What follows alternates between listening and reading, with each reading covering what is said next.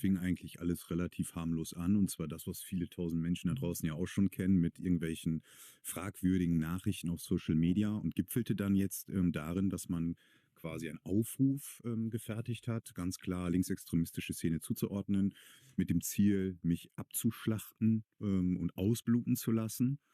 Und mit einem klaren Bekennerschreiben auch, dass es darum geht, die Polizei als solches anzugreifen, denn dieses ACAB, was man kennt, war gestern, heute möchte man sie alle töten, alle Polizeibeamten, und man hat es sehr deutlich gemacht, dass man mich quasi als Symbolbild, als Beginn einer Machtdemonstration gegen gegen die Polizei instrumentalisieren möchte. Und gipfelte dann darin, dass man Bewegungsprofil erstellt hat. Also schon sehr genau, welches Auto fahre ich, an welchen Örtlichkeiten befinde ich mich wann. Und es zeigt im Übrigen auch, wie gut strukturiert die linksextremistische Szene ist, aber da kommen wir ja noch. Das heißt, die sind dir wirklich gefolgt. Wie kann man sich das vorstellen? Wie hast du das gemerkt? Wie sieht das aus? Also gemerkt habe ich es gar nicht. Das ist das Spannende. Ich bin jetzt ja auch nicht ganz unerfahren. Klar war das, weil sie unter diesem Aufruf eine Karte gehabt haben, und in dieser Karte waren neuralgische Punkte quasi eingezeichnet, wo ich mich vermutlich am meisten aufhalte. Und nicht alles, aber einiges davon war zumindest, was meinen grundsätzlichen Aufenthalt angeht, schon zutreffend. Können mehrere Ursachen haben, entweder sind sie mir gefolgt oder was auch immer, wie sie das gemacht haben. Das ist jetzt Frage der Ermittlungen, und da habe ich großes Vertrauen in die Kolleginnen und Kollegen. Am Ende bleibt aber festzustellen, die Jungs und Mädels, die das da zu verantworten haben, die wissen, was sie tun, und deswegen müssen wir das auch sehr ernst nehmen. Aber nichtsdestotrotz zeigt es halt sehr deutlich, wie professionalisiert sie sind. Und ich glaube, dass es wichtig ist, und deswegen habe ich mich auch dazu entschlossen, seinerzeit damit an die Öffentlichkeit zu gehen, weil mir wichtig ist, dass man in der Sache, in meiner personifizierten Sache, nicht über mich, sondern mit mir spricht. Und ich das schon als Verantwortung nehme, auch mal deutlich zu machen, liebe Freunde, wir haben hier ein offenkundiges Problem. Ja, jetzt trifft es mich. Es trifft aber auch viele tausend Menschen jeden einzelnen Tag. Und wenn ich es nicht mehr bin, dann ist es nächste Woche jemand anders. Aber ich habe vielleicht die Möglichkeit, das mal in die Öffentlichkeit zu platzieren. Ja. Ich habe eine Familie, die die Definition von Stärke eigentlich gänzlich neu erfunden hat, muss ich echt sagen, die das nämlich auch nicht einsieht. Die auch sagt, für etwas, was jedes Grundprinzip von Demokratie eigentlich ausmacht.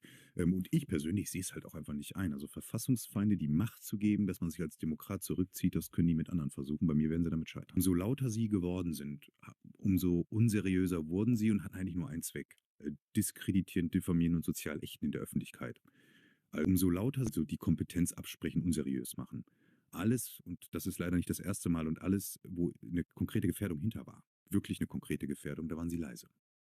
Auch jetzt sehr gut strukturiert, sehr gut organisiert. Und deswegen spreche ich auch in der Öffentlichkeit immer davon, dass die größte Bedrohung für unsere freiheitlich-demokratische Grundordnung tatsächlich auch vom Linksextremismus ausgeht. Nicht gegen Leib und Leben, das sind Islamisten, aber gegen unsere freiheitlich-demokratische Grundordnung, weil sie gut finanziert sind, gut querfinanziert werden, politisch in Teilen hofiert werden, weil es bagatellisiert wird, weil es verniedlicht wird, weil es ignoriert wird, und sie können sich seelenruhig ausbreiten.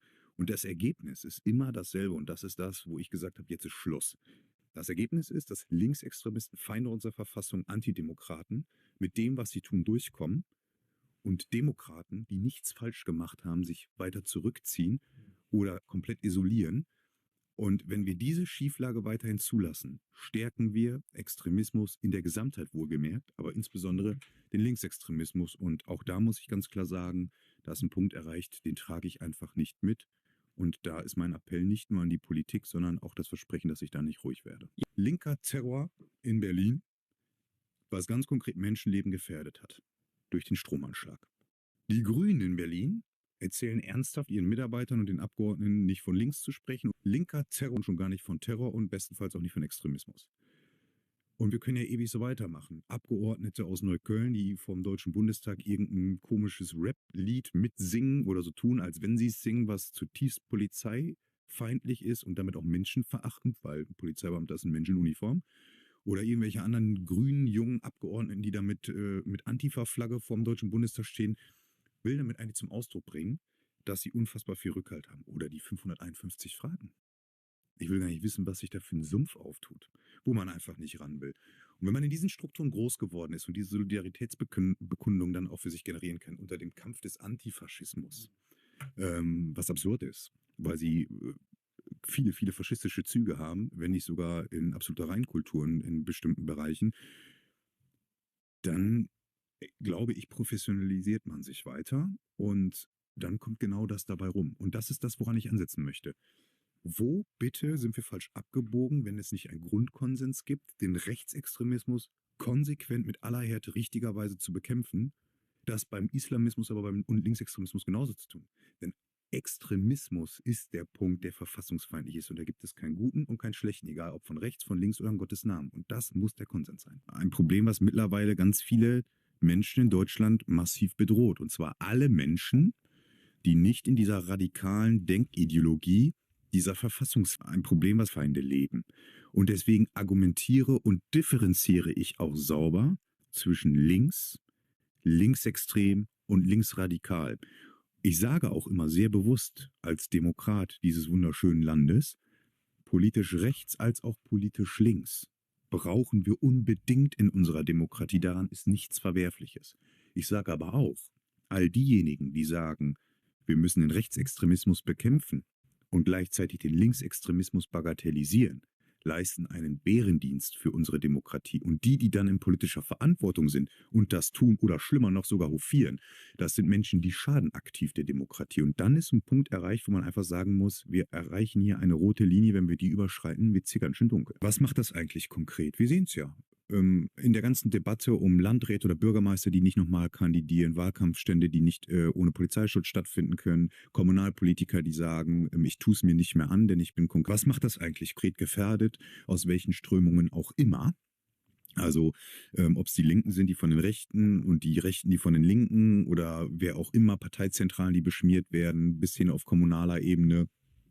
Diese Gewalt, die ufert aus. Und sie beginnt mit der politischen und medialen Rhetorik. Wenn ich immer wieder Feindbilder aufzeichne und immer wieder demokratische Grundprinzipien mit dem Hintern einreiße, dann legitimiere ich Stück für Stück, auch wenn ich es vielleicht gar nicht will, aber Stück für Stück, Gewalt als legitimes Mittel, um genau diese Organisationen, die ja so verachtenswert sind, zu beschädigen. Und das ist doch eigentlich das Gift, was ganz oben anfängt. Deswegen sage ich Gesellschaft auf der einen Seite, politisch insbesondere, aber auch die Medien haben eine herausragende Stellung, wenn es darum geht, dass wir auch weiterhin großartige kommunalpolitische Parlamente haben wollen, die was Zielführendes für die Kindertagesstätten, für die Freibäder, für die Hallenbäder, für die Straße oder sonst was machen wollen. Und auch da muss ich wieder sagen, es ist doch Wahlkampf für Wahlkampf, erleben wir es doch, dass es immer wieder schlimmer wird. Und wir müssen nochmal wach werden.